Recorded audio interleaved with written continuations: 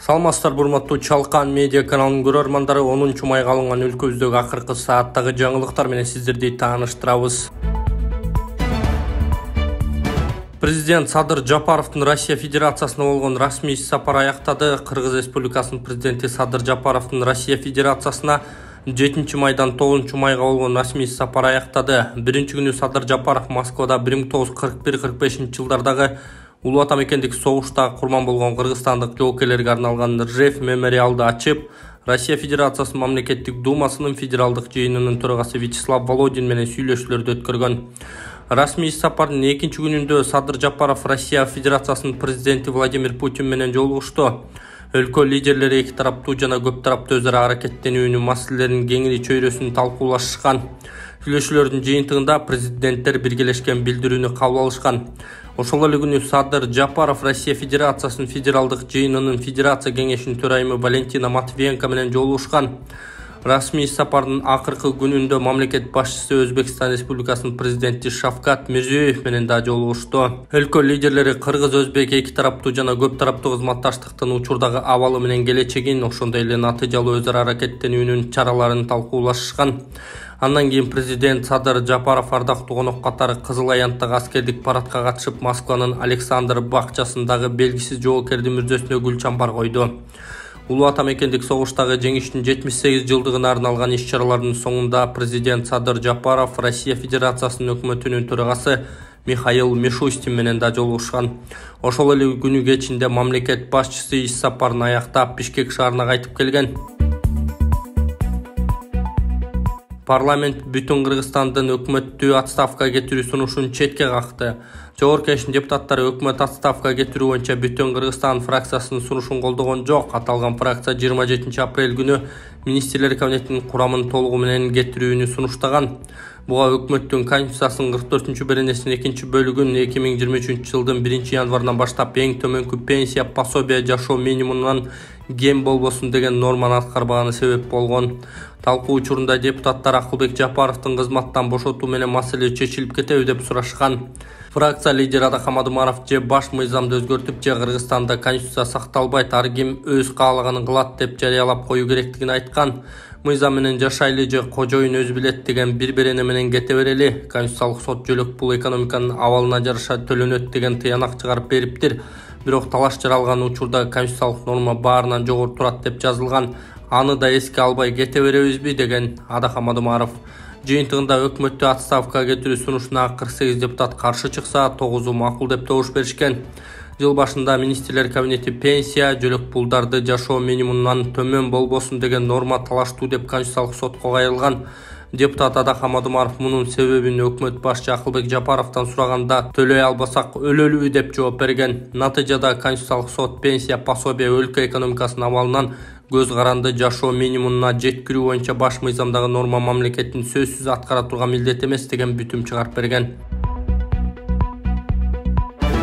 Элдик топтун лидери Акылбек Түмөнбаев Ноокат районуна иш сапары менен барды. Номер 35 Ак Суу бир мандаттуу шайлоо округунан шайланган парламенттеги элдик топтун лидери Акылбек Түмөнбаев Ноокат районунда Жогорку Кеңештин депутаты Жусупбек Коргонбай уулунун демилгеси менен уюштурулган улуу жеңиш майрамынын урматына жана туңгуч премьер-министр мамлекеттик ишмер Насирдин Исановдун 80 жылдыгына карата күрөш боюнча эл аралык мелдешке катышты. Иш-чарага Жогорку Кеңештин депутаттары жана министрлер кабинетинин төрагасы Акылбек Жапаров катышып, куттуктоо сөздөрүндө сүйлөгөн. Жалпысынан Таймашта Казакстан, Өзбекстан мамлекеттеринен жана Кыргызстандын 7 дубанынан келген спортчулар күч сынашкан. Кыргыз күрөш боюнча мелдештин жеңүүчүлөрүнө баш байге катары 3 жеңил автоунаа коюлуп, атаандаштык жогорку деңгээлде болгон. Андан тышкары жалпы 1 миллион сомдук акчалай сыйлыктар тапшырылды деп кабарлайт Жогорку Кеңештин маалымат кызматы. Assalamu alaikum туугандар. Мен силерге азыр алтын байтек боюнча түшүндүрүп берейин. Алтын байтек адамдын 206 сөөгүн түзөйт, кан айлануусун жакшыртат, артроз, артрит, грыжа ооруларына жакшы жардам берет. Муну кийгенде буттар тамандан ысык өтүп, кан айлануусун жакшыртат, буту мустагандарга жакшы жардам берет. Муну кийгенден баштап мен bir gün эмес, 1,5 gün, 1,5 суткасынын күйрүгүчтүү, эркин жана күчтүү, кубаттуу жүрүп атам достор. Андан кийинки бул биринчиси. Экинчиси дагы кеңеш берем, кимдин кан айлануусу начар болсо, койтулган кан болсо, бул батектарга, алтын батектер ошо кандын суюлушуна да жардам берет экен достор. Андан кийинкиси болсо, мен өзүмдөн такай башым ооруп, өзүмдү мындай алып жүрүшүм өтө начар эле, бирок ушул батекти кийгенден бери достор, өзүмдүн алып жүрүшүм, кубатым, күчүм аябай жакшы. Ошондуктан жалпы кыргызстандыктарга Толубай мырзанын медицинский центрine келип, ушу алтын батекти кийип, өзүңөрдүн ден соолугуңарды чыңдасаңар болот. Келгиле, дарлангыла, өзүңөрүнө көргүлө. Мына жана патек дегенди алды, жакшы таасир берет экен. Мен күнү көзүмчө отуруп бүтүп тура албачу элем. Туалетке отурганда я туруп, таяк менен бүтүп кайра турчу элем да. Бүгүн баары туруп кеттим, кумандан бар эчтеке отуруп бетим жууп атам. Туруп көрсөткү. Туруп мына. Муну тура албачу мына, отуруп турат. Даже айындағыларды көрсем, мені үйттен көрсем тайып бош керек, асылықта. Мен мындай болып қалдым, мен сүйініп атам. Акыркы коңгуроо боюнча министрдин буйругу чыкты. Чоо жайы. Билим берүү жана илим министри Каныбек Иманалиев бүтүрүүчүлөрдүн коопсуздугун сактоо максатында акыркы коңгуроо салтанатынан сырткары иш-чараларды уюштурууга тыюу салган буйрук чыгарды. Бул тууралуу аталган ведомстводон кабарлашты. Андан сырткары бүтүрүү кечесине акча чогултууга бул сапарда тыюу салуу болгонун белгилешти. Акыркы коңгуроону өткөрүүдө коопсуздук чараларын камсыз кылуу жоопкерчилиги билим берүү уюмдарынын жетекчилерине жүктөлмөкчү. Буйрукка ылайык Бишкек ош шаардык билим берүү башкармалыктарынын жана райондук шаардык билим берүү бөлүмдөрүнүн жетекчилери төмөндөгүлөрдү аткарууга тийиш. Райондук жана шаардык билим берүү бөлүмдөрүнүн жооптуу кызматкерлери тарабынан күнү-түнү күзөт уюштуруу, билим берүү уюмдарынын аймагынан тышкары өткөрүлгөн салтанаттуу иш-чараларда окуучулардын өмүрүнүн коопсуздугуна, ата-энелерине жооптуу экени тууралуу түшүндүрүү иштерин жүргүзүү. Буйрукту аткарбаган билим берүү уюмдарынын жетекчилерине кызмат орундарынан бошотууга чейин тартиптик чаралар көрүлөт деп айтылган таратылган маалыматта.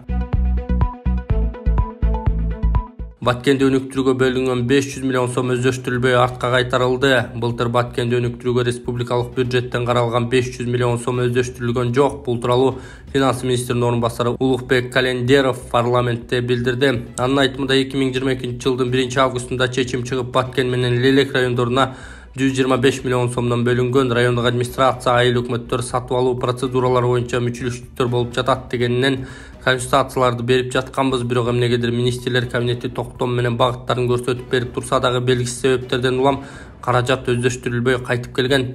Баткенден толугу менен кайтарылды. Лейлек районунан 41,8 миллион сому гана колдонулган. Тилекке каршы жакшы көрүнүш болгон жок. Быйыл жыл башынан эле бөлүндү. Мындай иштер кайталанбашы керек. Сатып алуулар мыйзамына шылтоо кыла турган болсо, азыр аны да жөнөкөйлөштүрүп жатабыз, деди Календеров. Салам достор. Мен аты жөнүм Толубай Бакасов. Мен чыгыш элдик дарылоо боюнча массажистмин. Биз сиздердин суроо талабыңыздар боюнча массаждардын түрүн окуткан Максат академиясын ачтык. Салам достор. Максат академиясы детский массаж курсун ачык деп жарыялайт.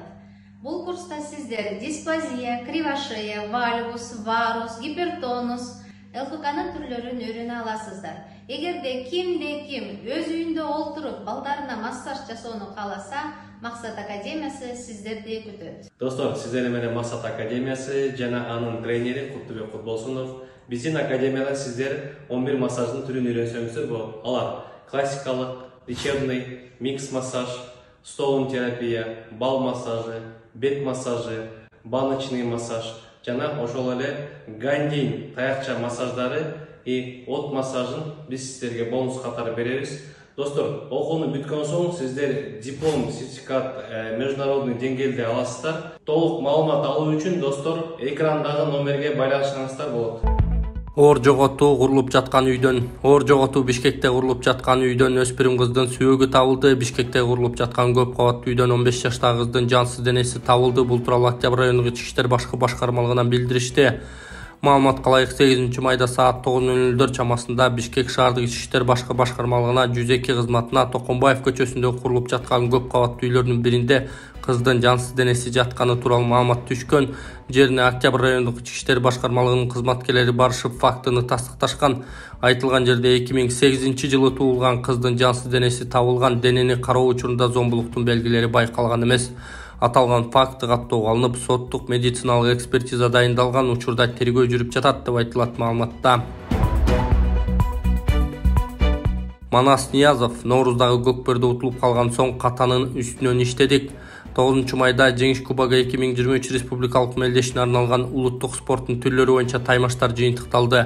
Мелдеш Жалал Абад облусунун Тел-Тор ат майданында өткөн. Көкбөрү боюнча мелдештин алкагында жогорку лигада финалдык оюндар болуп, Сары Өзөн менен Достуктун улакчылары биринчиликти талашышты. Оюн 9-3 эсебинде Достуктун жеңиши менен аяктады. Достук командасынын оюнчусу Манас Ниязов оюн тууралуу пикирин билдирди. Биз күткөн жеңиш болчу, буюрса ниетибизге жеттик, оюн татаал болду, аракет кылдык, ынтымак. Ноорузда чемпион болгон команда. Аларда мыкты жигиттер, мыкты аттары да бар. Ноорузда утулуп калгандан кийин катуу даярдандык, катачылыктын үстүнөн иштедик деген ал. 21 мартта Бишкектеги Ак Кулак майданында Көкбөрү боюнча жогорку лиганын финалында Ынтымак жана Сары Өзөн командаларынын ортосунда беттеш өтүп, Ынтымак жеңишке жеткен.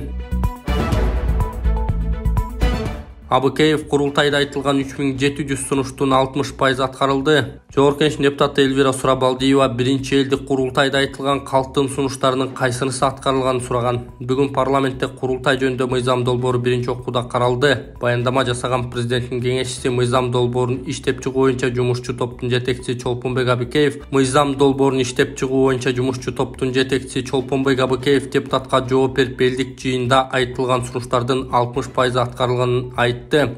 Биринчи элдик курултайда 3700гө жакын сунуш түштү. Аны аткаруу боюнча министрлер кабинети иш-чаралардын планын иштеп чыккан. Жакында алынган отчет боюнча сунуштардын 60%га жакыны аткарылды. Мектеп салуу, оңдоп берүү боюнча кайрылуулар аткарылып жатат. Негизинен жер маселеси болчу, анын баары чечилди, деди Абыкеев. Белгилей кетсек, былтыр 25-26 ноябрь күндөрү өлкөнүн бүт аймактарынан делегаттар чогулуп Бишкекте биринчи элдик курултай өткөн. Евро биримдик Кыргызстанга 11 миллион долларлык 2 грант берет. Быйыл Евро биримдик Кыргызстанга 11 миллион долларлык 2 грант берет. Бул тууралуу Каржы министрлиги билдирди. Маалыматка караганда анын ичинен 3,3 миллион доллары же 293 миллион сом санариптештирүү секторун реформалоо программасынын алкагында берилери күтүлүүдө. Ал Кыргызстанга колдоо көрсөтүү жана 2019-2023 жылдарга республиканы санариптештирүү жана трансформациялоо концепциясын ишке ашырууга көмөк көрсөтүү максатын көздөйт.